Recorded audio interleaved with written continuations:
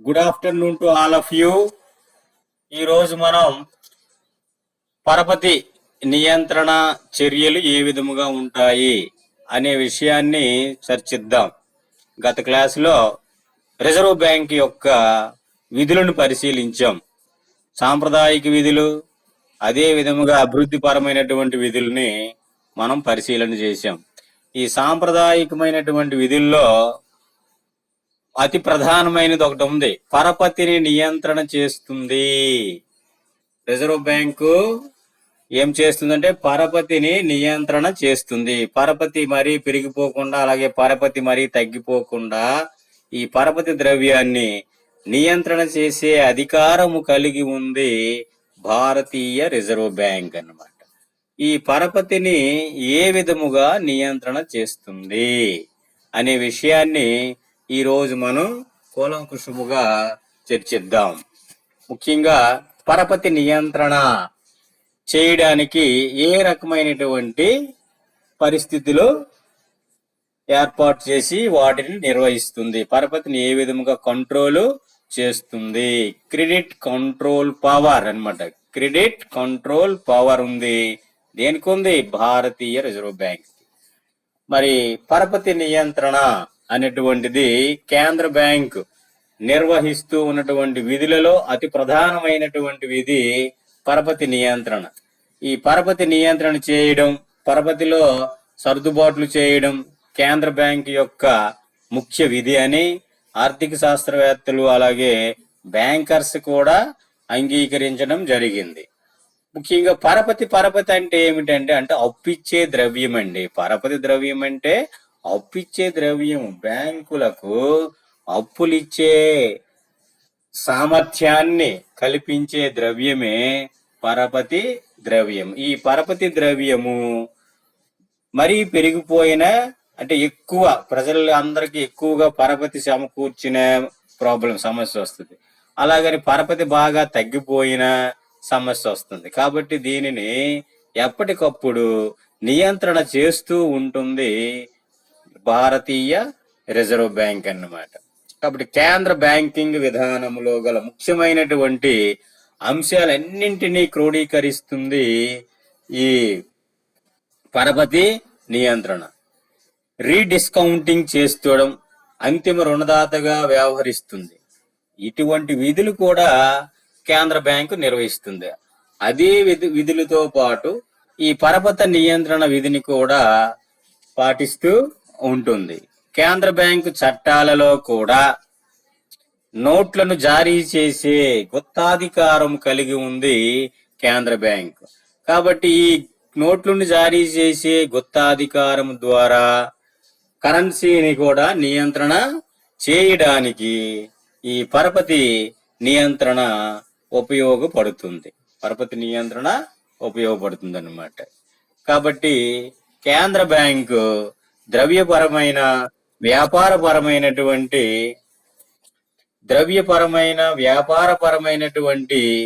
వ్యవహారాలన్నింటినీ కూడా చేయడానికి ఈ పరపతి ద్రవ్యమే ఒక సాధనముగా ఉపయోగించడం జరుగుతుంది. దీనివలన ప్రజలు అలాగే బ్యాంకులు సృష్టించినటువంటి పరపతిని ఎక్కువగా తమ వ్యవహారాల నిర్వహణకి అమ్మకాలు కొనుగోలు చేయడానికి ఉపయోగించడం జరుగుతూ ఉన్నది. పరపతి మొత్తములో ఏర్పడుతున్నటువంటి హెచ్చు తగ్గులు, ఒకసారి పెరుగుతుంది పరపతి ద్రవ్యము, ఒకసారి పరపతి ద్రవ్యం తగ్గుతుంది అన్నమాట. ఇలాగా పరపతి మొత్తములో ఏర్పడుతూ ఉన్నటువంటి ఈ హెచ్చు తగ్గుల వలన ఏమవుతుందో తెలుసా? ద్రవ్యం విలువ కూడా ఒకసారి తగ్గుతుంది, ఒకసారి పెరుగుతుంది అన్నమాట. ఆ విధముగా పరపతి మొత్తంలో ఏర్పడినటువంటి హెచ్చు తగ్గుల వలన ద్రవ్యం విలువ కూడా తగ్గుదలకి పెరుగుదలకి గురి అవుతుంది. దీని ఫలితంగా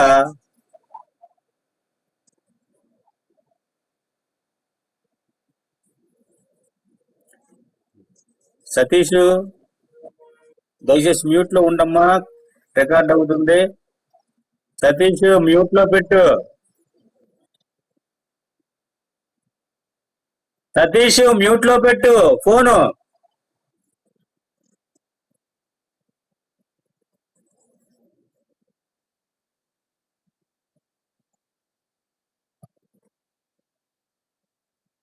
అమ్మా కుసుమ, అతనికి ఫోన్ మ్యూట్ లో పెట్టమని చెప్పమ్మా.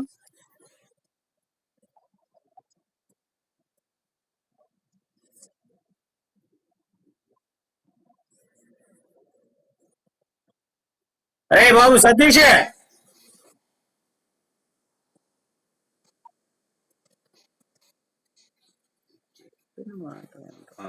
ఇటు వినండి. ద్రవ్యపరమైనటువంటి వ్యాపారపరమైనటువంటి లావాదేవీలన్నింటినీ కూడా చేపట్టడానికి ఈ పరపతి ద్రవ్యము ఒక సాధనముగా ఉపయోగించబడుతూ ఉన్నది నేడు మన దేశంలో, ప్రపంచ దేశాలలో కూడా. దీని వలన ఏమిటంటే ప్రజలు బ్యాంకులు సృష్టించినటువంటి పరపతిని ప్రజలు బ్యాంకులు కూడా ప్రజలు ఎలాగంటే తమ పొదుపుని బ్యాంకులలో పొదుపు చేస్తారు. ఆ పొదుపు అంతా బ్యాంకులు అప్పు రూపంలో ఇస్తూ ఉంటాయి. ఆ విధంగా పరపతి సృష్టించబడుతుంది. ఈ పరపతి తరచుగా విరివిగా తమ యొక్క లావాదేవీలకి లేదా వ్యాపార వ్యవహారాలకి, అమ్మకాలు, కొనుగోలుకి, నిర్వహణకు ఉపయోగిస్తూ ఉన్నారు. ఈ పరపతి మొత్తంలో ఏర్పడినటువంటి ఈ హెచ్చు తగ్గుల వలన ఏమవుతుంది, ద్రవ్యం విలువ కూడా హెచ్చు తగ్గులకు లోనవుతూ ఉంటుంది. దీని వలన ఏం జరుగుతుంది అంటే ఒక్కొక్కసారి ఆర్థిక సంక్షోభం ఏర్పడడానికి అవకాశం ఉంటుంది.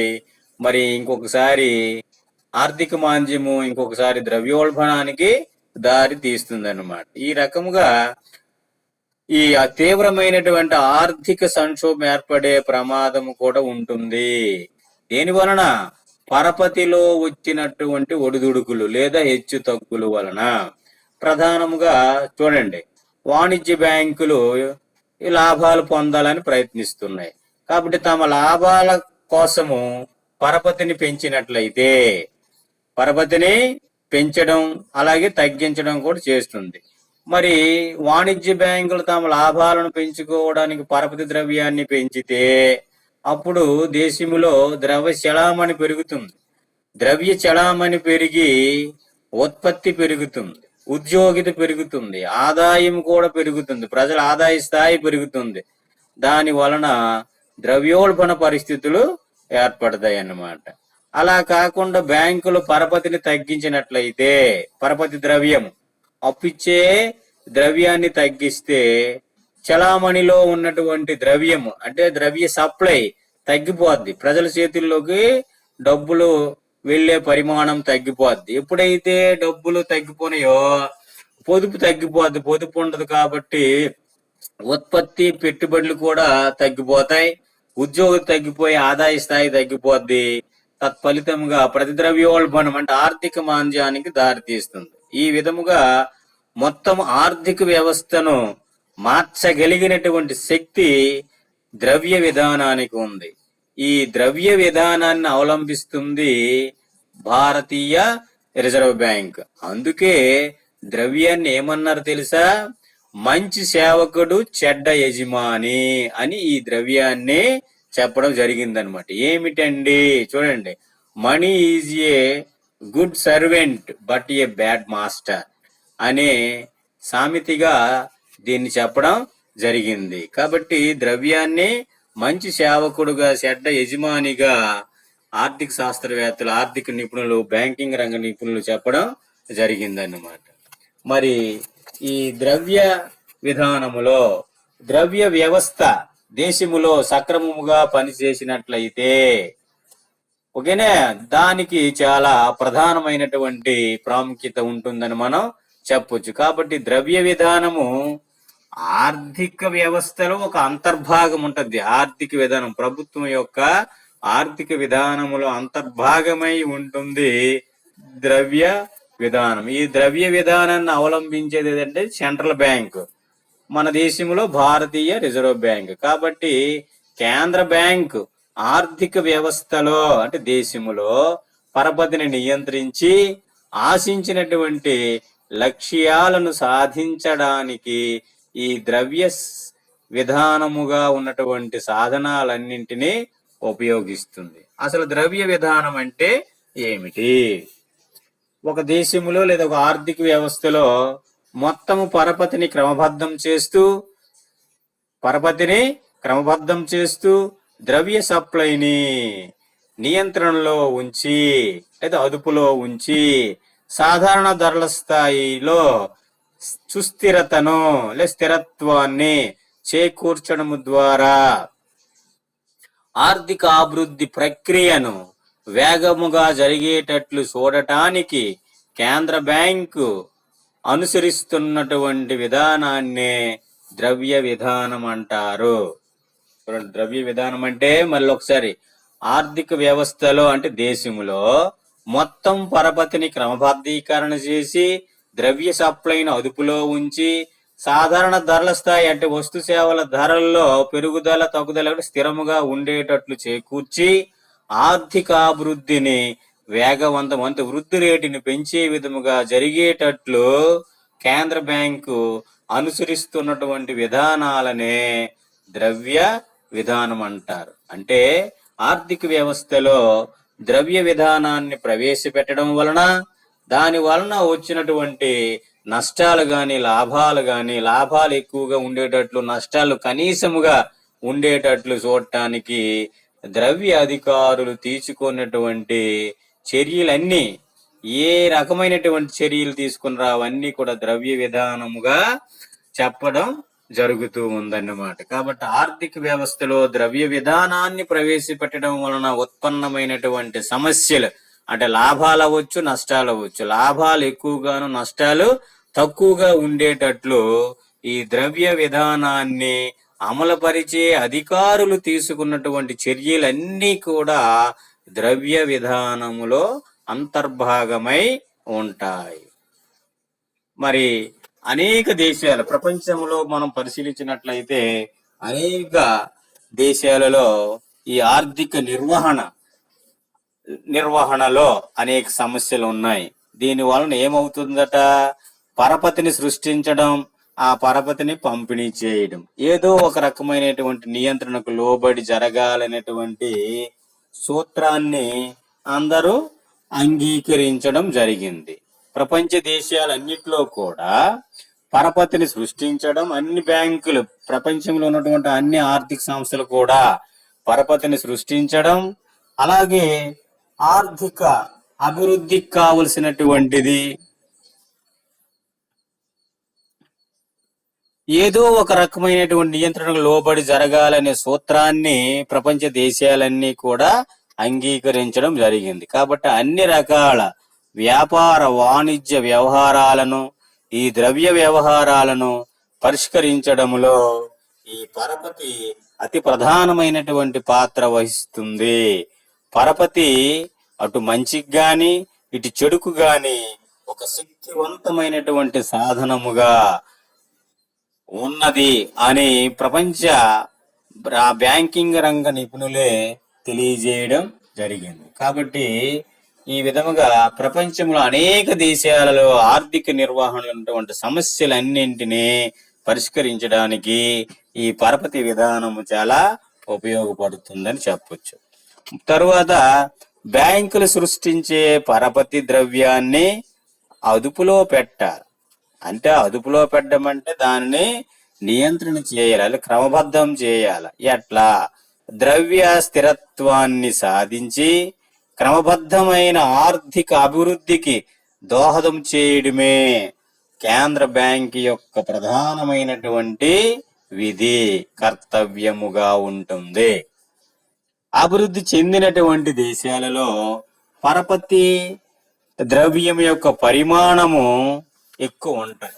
అంటే ఆ దేశంలో ద్రవ్య సప్లై ఒక 100% అనుకుంటే అందులో 70% వరకు కూడా పరపతి ద్రవ్యము ద్వారా అన్ని వ్యవహారాలు జరుగుతూ ఉంటాయి. ఏ దేశాలలో? అభివృద్ధి చెందినటువంటి దేశాలు, అమెరికా లాంటి దేశాలలో.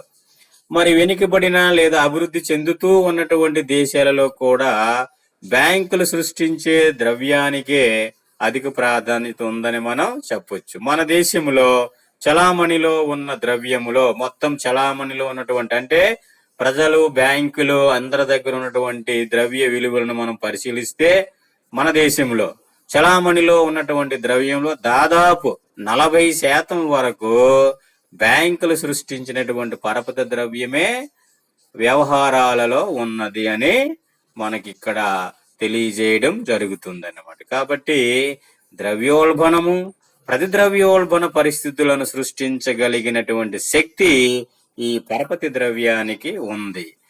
కాబట్టి పరపతి ద్రవ్యాన్ని సామాజిక ప్రయోజనము చేకూర్చగలిగిన ప్రాధాన్యత కలిగినటువంటి రంగాలలో ఈ పరపతి ద్రవ్యాన్ని ఉపయోగించినట్లయితే అభివృద్ధి సాధించడానికి అవకాశం ఉంది. మరి అదే అనవసరమైనటువంటి రంగాలలో ఈ పరపతి ద్రవ్యాన్ని ఉపయోగించామనుకోండి, అప్పుడు ఏమవుతుందంటే నష్టం జరగడానికి అవకాశం ఉంటుంది. కాబట్టి పరపతి ద్రవ్యాన్ని సామాజిక ప్రయోజనం చేకూర్చగలిగిన ప్రాధాన్యత కలిగిన రంగాలకి ప్రవహింపజేసినట్లయితే అభివృద్ధి జరుగుతుంది. అలాగే ద్రవ్యోల్బణ రహిత వృద్ధిని సాధించడానికి అవకాశం ఉంటుంది. అనవసరమైనటువంటి రంగాలకు ఈ పరపతి ద్రవ్యాన్ని ప్రవహింపజేయకుండా చూడాలన్నమాట. అంటే అందులో ఉపయోగించకూడదు. ఈ రకంగా పరపతి ద్రవ్యాన్ని అభివృద్ధికి తోడ్పడుతూ ఉంది. తర్వాత మారకపు రేట్లను, ధరల స్థాయిని స్థిరముగా ఉండేటట్లు చూడాలి. ద్రవ్య విధానం యొక్క ముఖ్య విధి. అలాగే ఆర్థిక మాంద్యము, ద్రవ్యోల్బణము వంటి వాటిని నిర్మూలన చేయాలి, నివారించాలి. ఏం చేయాలి? తర్వాత దేశంలో సంపూర్ణ ఉద్యోగితను సాధించాలి, లేదా సంపూర్ణ ఉద్యోగితను సాధించడానికి కృషి జరగాలి. ఆ కృషి జరిగే విధముగా ద్రవ్య విధానం ఉండాలి. అలాగే విదేశీ చెల్లింపుల శేషము అనుకూలంగా ఉండేటట్లు చూస్తే అభివృద్ధి సాధించడానికి అవకాశం ఉంది. ఇవన్నీ కూడా మన ద్రవ్య విధానం యొక్క లక్ష్యాలలో ఉన్నాయి. ఈ లక్ష్యాలన్నీ సాధించడానికి ద్రవ్య విధానము అవసరమై ఉన్నది. ఈ ద్రవ్య విధానములోని భాగమే పరపతిని సృష్టి లేదా పరపతి ద్రవ్యాన్ని నియంత్రణ చేయటం. ఈ పరపతి ద్రవ్యాన్ని నియంత్రణ చేసే అధికారము కేంద్ర బ్యాంక్ అయినటువంటి భారతీయ రిజర్వ్ బ్యాంక్ కి ఉందన్నమాట. ఈ భారతీయ రిజర్వ్ బ్యాంక్ ని మన దేశంలో ఈ పరపతి ద్రవ్యాన్ని నియంత్రణ చేస్తుంది.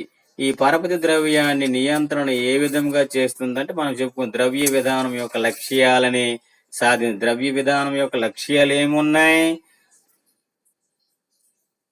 బ్యాంకింగ్ పరపతిని క్రమబద్ధం చేయటం, తరువాత ఆర్థిక మాంద్యము, ద్రవ్యోల్బణము వంటి పరిస్థితులు రాకుండా జాగ్రత్త పడటం, అలాగే సంపూర్ణ ఉద్యోగత సాధించడానికి కృషి చేయటం, విదేశీ చెల్లింపుల శేషంలో అనుకూలంగా ఉండేటట్లు. విదేశీ చెల్లింపుల శేషం అంటే అర్థం ఏమిటి? ఎగుమతి దిగుమతుల మధ్య ఉన్నటువంటి తేడాని, దిగుమతుల మధ్య ఉన్నటువంటి తేడాని విదేశీ చెల్లింపుల శేషం అంటారు. ఆ శేషము ప్రతికూల శేషము, అనుకూల శేషం అంటారు. ప్రతికూల శేషం అంటే అర్థం ఏమిటి?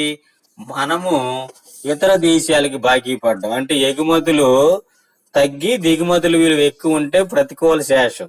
అదే ఎగుమతులు ఎక్కువ ఉండి దిగుమతులు తక్కువ ఉంటే మిగులు ఉంటది కదా, ఆ మిగులుని అనుకూలమైనటువంటి శేషం అంటారు. కాబట్టి రిజర్వ్ బ్యాంక్ ఎలా ఉండాలి? ఈ విదేశీ చెల్లింపుల శేషం అనుకూలంగా ఉండేటట్లు చెయ్యాలి. అలాగే ఆర్థిక అభివృద్ధి సాధించడం. ఇవి భారతదేశం యొక్క ద్రవ్య విధాన లక్ష్యాలు. ఈ ద్రవ్య విధాన లక్ష్యాలు సాధించడానికి ఈ ద్రవ్య నిర్వహణ చాలా అవసరమై ఉన్నది. మరి దీన్ని ఏ విధముగా ద్రవ్య నిర్వహణ చేస్తారంటే పరపతిని నియంత్రణ చేస్తారు. ఈ పరపతిని నియంత్రణ చేయడానికి రిజర్వ్ బ్యాంక్ 2 రకాలైనటువంటి సాధనాలని ఉపయోగిస్తుంది. నేటి దేశ ఆర్థిక వ్యవస్థలో పరపతి నియంత్రణ ఒక ముఖ్యమైనటువంటి భాగముగా ఉందని చెప్పవచ్చు. పరపతి పెరిగినా తగ్గినా దాని యొక్క ప్రభావము మొత్తం దేశం పైన లేదా ఆర్థిక వ్యవస్థపై పడుతుంది. కాబట్టి పరపతిని నియంత్రణ చేయడం, పరపతిని క్రమబద్ధం చేయడం కేంద్ర బ్యాంకు నిర్వహించే విధులలో అతి ప్రధానమైనటువంటిదని చెప్పొచ్చు.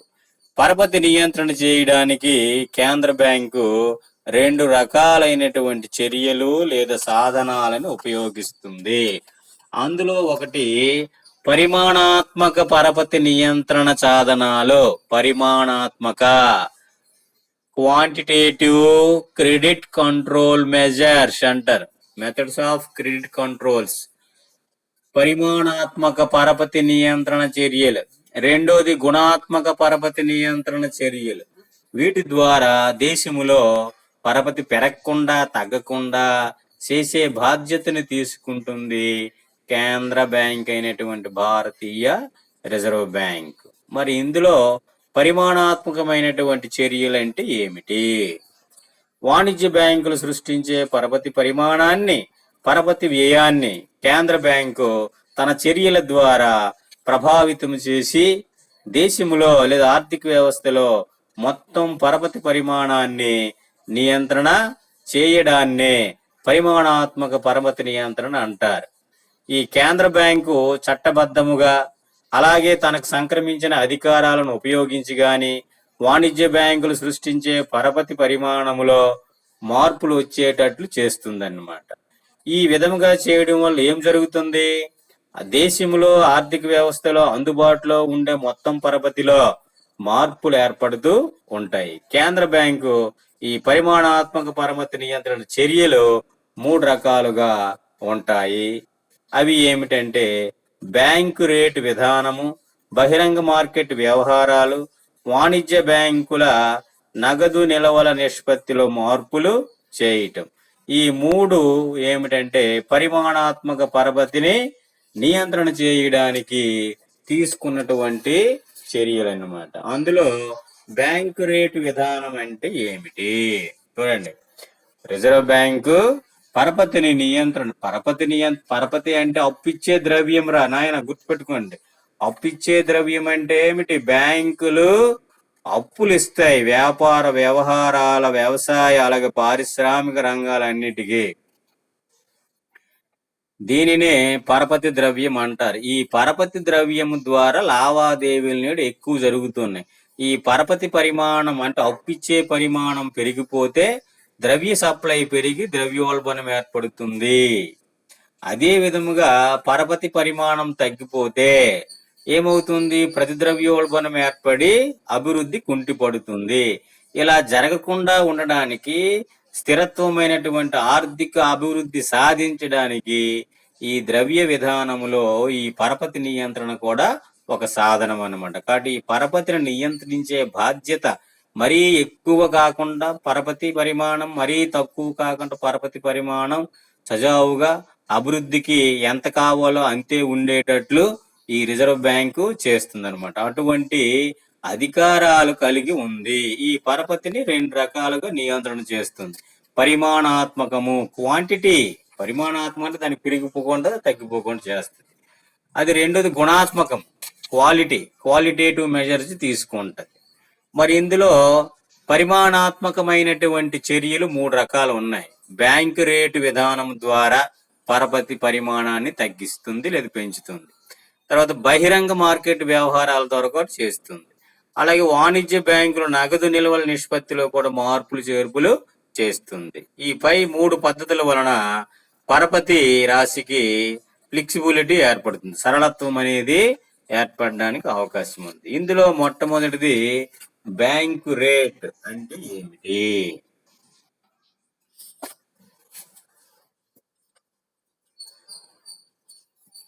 బ్యాంకు రేటు విధానం. వాణిజ్య బ్యాంకులు ద్రవ్య మార్కెట్లో కొన్ని ఇతర సంస్థలు తమకు అవసరమైనప్పుడు ఏం చేస్తాయి? కేంద్ర బ్యాంకు నుంచి రుణాలు తీసుకుంటాయి, అప్పు తీసుకుంటాయి. అప్పుడు అప్పు తీసుకునేటప్పుడు తప్పనిసరిగా హామీ ఇవ్వాలి. మనం ఎలాగ వాణిజ్య బ్యాంకులకి ఇస్తామో వాణిజ్య బ్యాంకులు కేంద్ర బ్యాంకుకి హామీలు ఇవ్వాలి. హామీ ఏమిస్తాయి?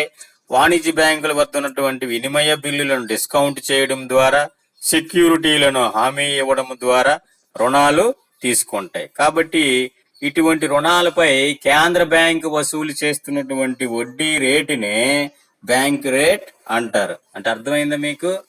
వాణిజ్య బ్యాంకులు కేంద్ర బ్యాంకు దగ్గర అప్పు తీసుకుంటాయి. వాణిజ్య బ్యాంకులు కేంద్ర బ్యాంకు దగ్గర అప్పు తీసుకునేటప్పుడు ఈ వాణిజ్య బ్యాంకుల దగ్గర వసూలు చేస్తున్నటువంటి వడ్డీ రేటునే బ్యాంక్ రేట్ అని అంటారు. ఈ బ్యాంక్ రేటును రీడిస్కౌంట్ రేట్ కూడా అంటారు అన్నమాట. దీనికి కొన్ని అర్హతలు ఉన్నాయి. అలాగే అర్హతలు ఏమిటంటే స్వల్పకాలిక ఆస్తులు గాని సెక్యూరిటీలను గాని కేంద్ర బ్యాంకు దగ్గర వాణిజ్య బ్యాంకులు హామీగా ఉంచితే అప్పుడు కేంద్ర బ్యాంకు అప్పు ఇస్తుందన్నమాట. అర్థమైందా? ఈ ఆర్థిక వ్యవస్థలో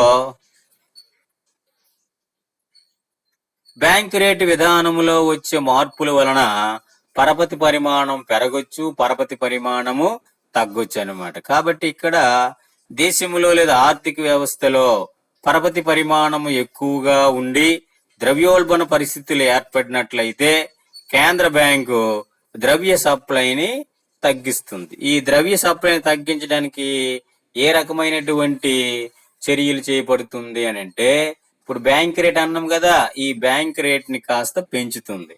ఇది పెంచడం వలన ఏమవుతుంది? వాణిజ్య బ్యాంకులకు బిల్లులు సెక్యూరిటీల ఆధారంగా ఇచ్చే రుణాలు పరిమాణాన్ని తగ్గిపోద్ది అనమాట. రుణం ఇచ్చే పరిమాణం తగ్గిపోద్ది. దీని వలన బ్యాంకులకు కూడా అప్పిచ్చే పరిమాణం తగ్గిపోతుంది. ఈ అప్పిచ్చే పరపతి పరిమాణం ఎప్పుడైతే తగ్గిందో వాణిజ్య బ్యాంకులు రుణాలపై వడ్డీ రేటు పెంచుతాయి. వడ్డీ రేటు పెరగటం వలన పరపతికి ఉన్నటువంటి డిమాండ్ తగ్గిపోద్ది. అంటే తక్కువ వడ్డీ రేటు దగ్గర ఎక్కువ మంది అప్పు తీసుకుంటారు కానీ ఎక్కువ వడ్డీ రేటు దగ్గర ఎక్కువ మంది అప్పు తీసుకోరు కదా. కాబట్టి పరపతి ద్రవ్యానికి డిమాండ్ తగ్గిపోద్ది వడ్డీ రేటు పెరిగితే. దీ కారణముగా దేశంలో చలామణిలో ఉన్నటువంటి పరపతి ద్రవ్యము తగ్గి సాధారణ ధరల స్థాయి తగ్గిపోయి ద్రవ్యోల్బణము నియంత్రణ చేయడానికి అవకాశం ఉంటుంది. ద్రవ్యోల్బణ నియంత్రణ అవుతుంది. ద్రవ్యోల్బణ నివారించవచ్చును. ఒక్కొక్కసారి చూడండి, ఆర్థిక వ్యవస్థలో పరపతి పరిమాణం తక్కువగా ఉంటే ప్రతిద్రవ్యోల్బణం ఏర్పడుతుంది. ఈ ప్రతిద్రవ్యోల్బణం పరిస్థితుల్లో కేంద్ర బ్యాంక్ ఏం చేస్తుంది? ద్రవ్య సప్లైని పెంచాలి. ద్రవ్య సప్లైని పెంచాలంటే బ్యాంక్ రేటుని తగ్గిస్తుంది అనమాట. బ్యాంక్ రేటుని తగ్గిస్తుంది. ఈ బ్యాంక్ రేటుని తగ్గించడం వలన వాణిజ్య బ్యాంకులు తమ వద్ద ఉన్నటువంటి బిల్లులు సెక్యూరిటీలు తీసుకున్న రుణ పరిమాణం పెరుగుతుంది. అప్పుడు వాణిజ్య బ్యాంకులు రుణాలు ఇచ్చే పరిమాణం పెరుగుతుంది. తద్వారా వీళ్ళు కూడా వడ్డీ రేటు తగ్గిస్తారు. కాబట్టి వడ్డీ రేటు తగ్గితే పరపతి ద్రవ్యానికి డిమాండ్ పెరుగుతుంది. పరపతి ద్రవ్యానికి డిమాండ్ పెరిగి దేశంలో పరపతి ద్రవ్యానం ఎక్కువై వస్తువులకు డిమాండ్ పెరిగి ధరల స్థాయి పెరిగి ప్రతిద్రవ్యోల్బణ పరిస్థితులు నివారించడానికి అవకాశాలు ఉంటాయి. ఈ విధముగా కేంద్ర బ్యాంక్ రేటుని పెంచడం ద్వారా ద్రవ్యోల్బణాన్ని, బ్యాంకు రేటును తగ్గించడం ద్వారా ప్రతిద్రవ్యోల్బణాన్ని నియంత్రణ చేయగలుగుతున్నది. ఈ విధముగా పరపతి ద్రవ్యాన్ని నియంత్రణ చేయుటకు బ్యాంక్ రేటు విధానం అనేది ఉపయోగిస్తుంది కేంద్ర బ్యాంకు. అయితే ఇందులో కూడా ఇది కరెక్ట్ గా అమలు జరిగితే ఇటు జరుగుతుంది. లేదా వడ్డీ రేటుతో సంబంధం లేకుండా ప్రజలు అప్పులు తీసుకున్నారు అనుకో, అప్పుడు ఈ చర్య సక్రమంగా ఫలితము ఇవ్వదన్నమాట. ఇక రెండోది ఏమిటంటే బహిరంగ మార్కెట్ వ్యవహారాలు. ఈ బహిరంగ మార్కెట్ వ్యవహారాల ద్వారా పరపతిని నియంత్రణ చేస్తుంది. ఈ బహిరంగ మార్కెట్ వ్యవహారాలు అంటే ఏమిటి?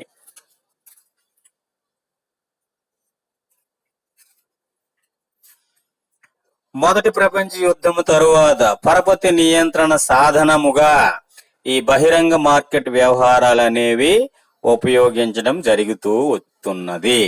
బహిరంగ మార్కెట్ వ్యవహారాల ద్వారా కేంద్ర బ్యాంక్ పరపతిని పెంచుతుంది లేదా తగ్గించగలుగుతుంది. అసలు కేంద్ర బ్యాంక్ బహిరంగ మార్కెట్ లో అంటే ఈ బహిరంగ మార్కెట్ వ్యవహారాలు అంటే ఏమిటి? కేంద్ర బ్యాంకు బహిరంగ మార్కెట్లో తన దగ్గర ఉన్నటువంటి ప్రభుత్వ సెక్యూరిటీలను కొనడము లేదా అమ్మడాన్ని బహిరంగంగా చేస్తే దాన్ని బహిరంగ మార్కెట్ వ్యవహారాలు అంటారు.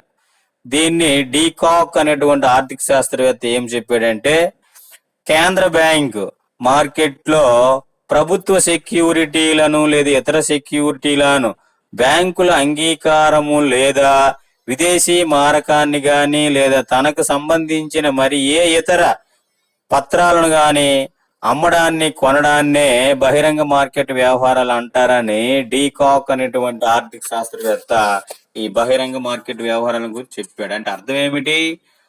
ప్రభుత్వము యొక్క సెక్యూరిటీలు బహిరంగ మార్కెట్ లో అమ్ముతుంది, కొంటుంది. ఎవరు? Reserve bank. అందుకే దీనిని బహిరంగ మార్కెట్ వ్యవహారాలని అంటారు.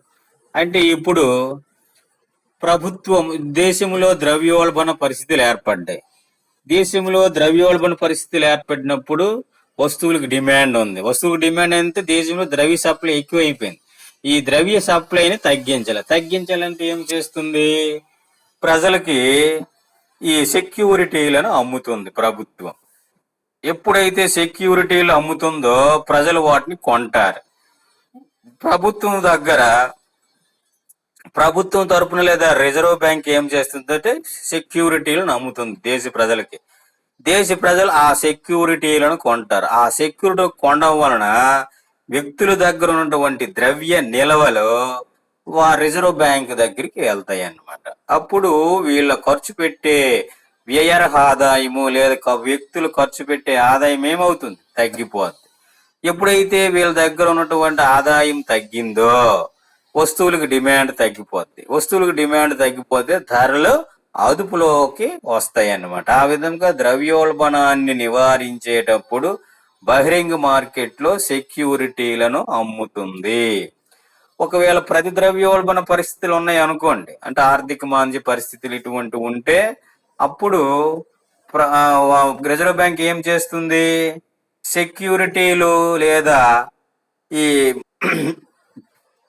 ప్రభుత్వ బాండ్లు సెక్యూరిటీలను ఏం చేస్తుంది?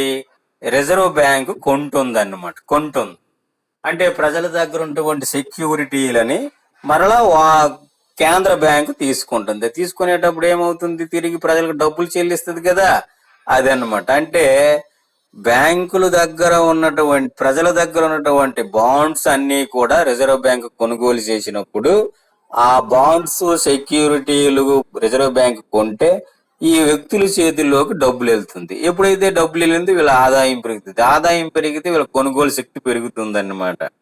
ఆ రకంగా కొనుగోలు శక్తి పెరిగితే ఉత్పత్తి కార్యకలాపాలు ముమ్మరం జరిగి ధరలు పెరుగుదలకు దారితీసి ఉత్పత్తుల లాభాలు పెరగడానికి అవకాశం ఉంటుంది. ఈ విధంగా ప్రతి ద్రవ్యోల్బణము నుంచి బయటపడటానికి ఈ సెక్యూరిటీలను కొంటుంది.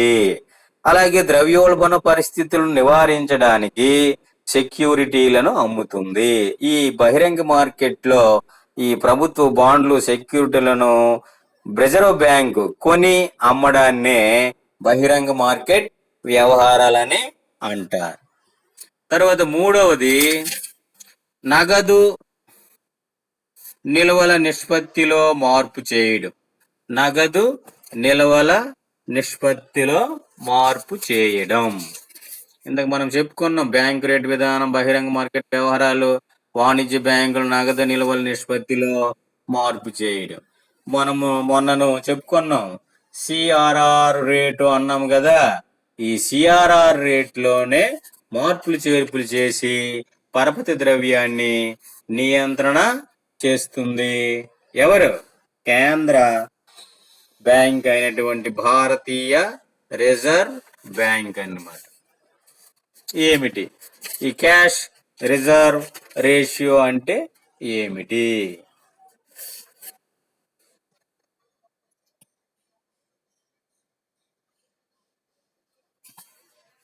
ఇటువేనండి. ప్రపంచంలోని అనేక దేశాలలో అనేక కారణాల వలన ఈ బ్యాంకు రేటు విధానం అయితేనేమి బహిరంగ మార్కెట్ వ్యవహారాల విధానము సమర్థవంతముగా అమలు కావడం లేదు.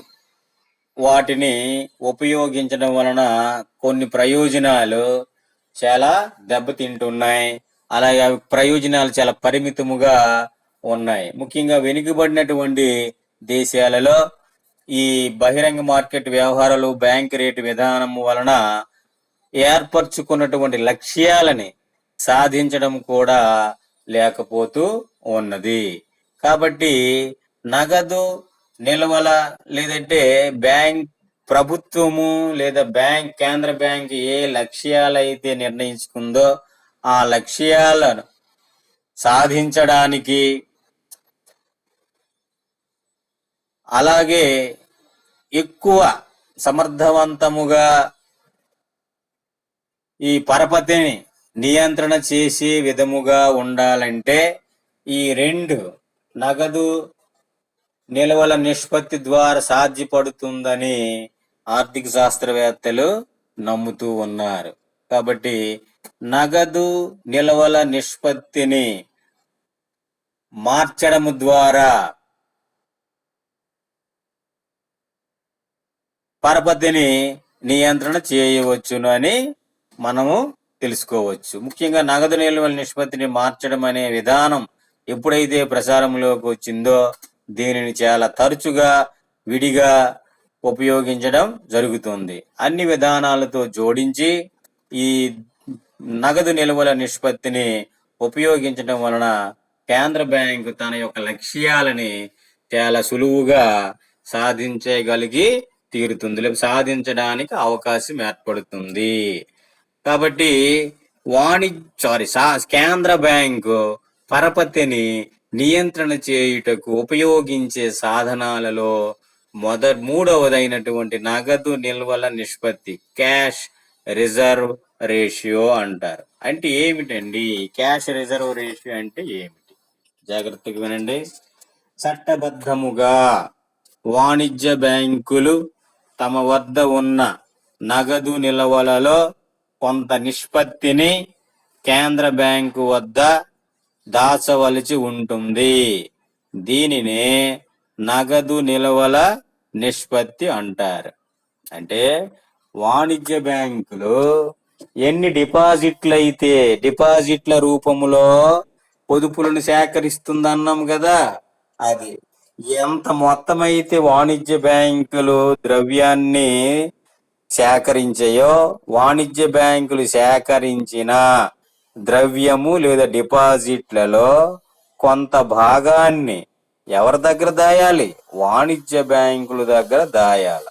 ఆ విధముగా వాణిజ్య బ్యాంకుల వద్ద ఉన్నటువంటి నగదు నిల్వలలో కొంత నిష్పత్తిని కేంద్ర బ్యాంకు దగ్గర దాచవలసి ఉంటుంది. దానిని నగదు నిల్వల నిష్పత్తి అంటారు. మన దేశంలో రిజర్వ్ బ్యాంకు ఈ నిల్వలను 3 నుంచి 15% వరకు మార్పులు చేర్పులు చేసే అధికారం ఉంది. ఆ కనిష్టము 3, గరిష్టము 15%, అంటే 3 నుంచి 15% లోపల ఈ నగదు నిల్వల నిష్పత్తిని మార్చుతూ పెంచుతూ తగ్గిస్తూ పెంచుతూ ఉంటుంది మన దేశ రిజర్వ్ బ్యాంక్. ఓకేనే. కేంద్ర బ్యాంకు నగదు నిల్వల నిష్పత్తిని తగ్గించి పరపతి పరిమాణాన్ని పెంచవచ్చు. అలాగే నగదు నిల్వల నిష్పత్తిని పెంచి పరపతి పరిమాణాన్ని తగ్గించాలి. నగదు నిల్వల నిష్పత్తికి పరపతికి మధ్య విలోమానుపాతము ఉంది. అంటే విలోమ సంబంధము. విలోమం పెరిగితే పెరుగుతుంది, తగ్గితే అనులోమం కాదు. విలోమం అంటే ఒకటి పెంచితే ఇంకొకటి తగ్గుతుంది, ఒకటి పెంచినప్పుడు ఒకటి తగ్గుతుంది, ఒకటి తగ్గినప్పుడు ఇంకొకటి పెరుగుతుంది. ఆ రకమైనటువంటి దాన్ని ఏమంటామంటే విలోమ అనుపాతం అంటారు.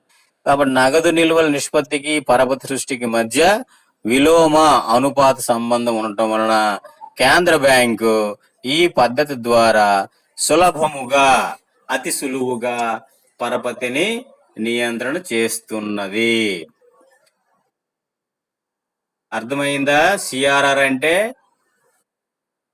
చట్టబద్ధముగా వాణిజ్య బ్యాంకుల వద్ద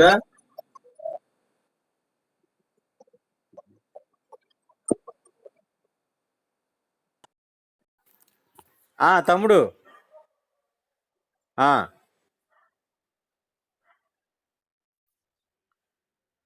మరి ఏమో మరి నిన్నైతే అప్పుడు అప్పుడు వెంట వెంటనే అయింది. వెళ్ళావా డేటా దీనిలోకి? ఆ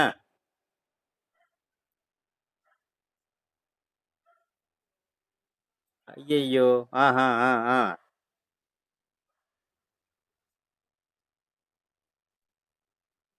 ఆ ట్రై చేయి ఎందుకంటే మళ్ళీ ఎవరో ఈ ఏజీఓ ఆఫీస్ నుంచి మళ్ళీ మెసేజ్ పెట్టారు ఈ రోజు.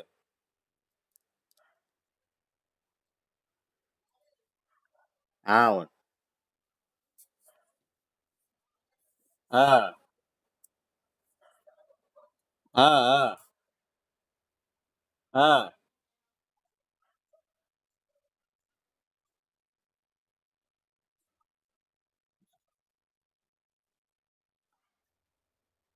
ఆ అవును అవును. టైం టేబుల్ క్లిక్ చేయాలి. అది ఓపెన్ అవ్వలేదా? మళ్ళీ ఓపెన్ అవ్వచ్చులే, ఎందుకంటే మళ్ళీ ఈ రోజు మెసేజ్ పెట్టాడు కాబట్టి ఆడు పెడతాడు అనుకుంటా. ఆ ఆ ఆ ఆ అయిపోయినట్టు క్లోజ్ చేసేస్తాను ఒక్క నిమిషంలోన.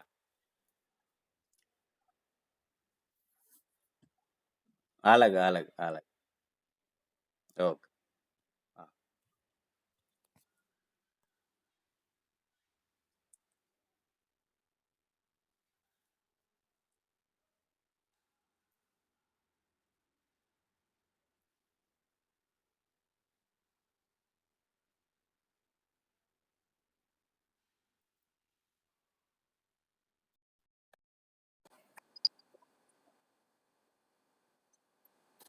అమ్మా అందరు ఉన్నారా?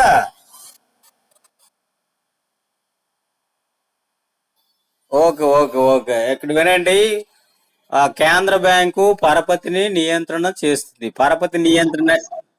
వచ్చానమ్మా, ఇటు వినండి. పరపతి నియంత్రణ అంటే ఏమీ కాదు. దేశములో అప్పిచ్చే. వినిపించట్లేదు మీకు? సరే ఇప్పుడు చూడండి.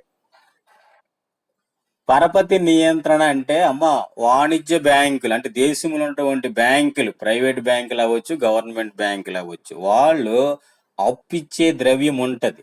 ఆ అప్పిచ్చే ద్రవ్యాన్ని పరపతి ద్రవ్యము అంటారు. ఈ పరపతి ద్రవ్యం పెరిగితే దేశంలో ద్రవ్యం ఎక్కువైపోయి ధరల పెరుగుదలకు దారితీస్తుంది. ఆ విధముగా పరపతి ద్రవ్యము మరీ ఎక్కువ కాకుండా, ఒకవేళ ఆ పరపతి ద్రవ్యం తగ్గిపోయింది అనుకోండి, అప్పు ఇచ్చే పరిమాణం తగ్గిపోయింది అనుకోండి, తగ్గిపోతే ఆర్థిక మాంద్యానికి దారి తీస్తుంది, అంటే అభివృద్ధి వెనకబడిపోతుంది. అలా జరగకుండా ఉండడానికి కేంద్ర బ్యాంకు ఈ పరపతి ద్రవ్యాన్ని పెంచకుండా, తగ్గించకుండా, ఈ స్థిరత్వముగా ఉండే విధముగా కొన్ని సాధనాలని ఉపయోగిస్తుంది. అటువంటి వాటిలో నెంబర్ 1 పరిమాణాత్మకమైనటువంటి పరపతి సాధనాలు. ఇందులో 3 మనం చెప్పుకున్నాం. బ్యాంక్ రేటు విధానము, అలాగే బహిరంగ మార్కెట్ వ్యవహారాలు, మూడవది నగదు నిల్వల నిష్పత్తి. ఈ మూడింటి ద్వారా దేశంలో పరపతి ద్రవ్యం పెంచొచ్చు, పరపతి ద్రవ్యము తగ్గించొచ్చు. ఇప్పుడు నగదు నిల్వల నిష్పత్తి అన్నాం. నగదు నిల్వల నిష్పత్తి అంటే అర్థం ఏంటి? దేశంలో ఉన్నటువంటి వాణిజ్య బ్యాంకులు 100 కోట్ల రూపాయలు వసూలు చేసాయంటే, ఆ 100 కోట్ల రూపాయలు ఇప్పుడు మనం చెప్పుకున్నాం 3 నుంచి 15% ఉంటది అన్నాం కదా. మన దేశ రిజర్వ్ బ్యాంకు 3 నుంచి 15% లోపల ఈ క్యాష్ రిజర్వ్ రేషియో నిష్పత్తిని నిర్ణయిస్తుంది. ఇందులో 3% అనుకోండి, ప్రతి 100 రూపాయలకు 3 రూపాయలు ప్రతి బ్యాంకు కూడా దాని దగ్గర దాయాలి. ఎక్కడ దాయాలి? రిజర్వ్ బ్యాంక్ దగ్గర దాయాలి. అలా దాయడానికి అవకాశం ఉన్నటువంటి ద్రవ్యాన్నే నగదు నిల్వల నిష్పత్తి, క్యాష్ రిజర్వ్ రేషియో అంటారు. ఇది పెరిగింది అనుకోండి, ఈ నిష్పత్తి రేటు పెరిగితే వాణిజ్య బ్యాంకుల దగ్గర ఉన్న డబ్బు కేంద్ర బ్యాంకు దగ్గరికి వెళ్ళిపోద్ది. అప్పుడు వీళ్ళు అప్పిచ్చే పరిమాణం తగ్గిపోద్ది. ఒకవేళ దేశంలో పారిశ్రామిక వ్యవసాయదారులకి ఎక్కువ డబ్బులు అప్పు రూపంలో ఇవ్వాలి. అప్పు రూపంలో ఇవ్వాలంటే ఏం చేయాలి? ఈ క్యాష్ రిజర్వ్ రేషియో ఉంది కదా, నిష్పత్తి, అది తగ్గిస్తారు.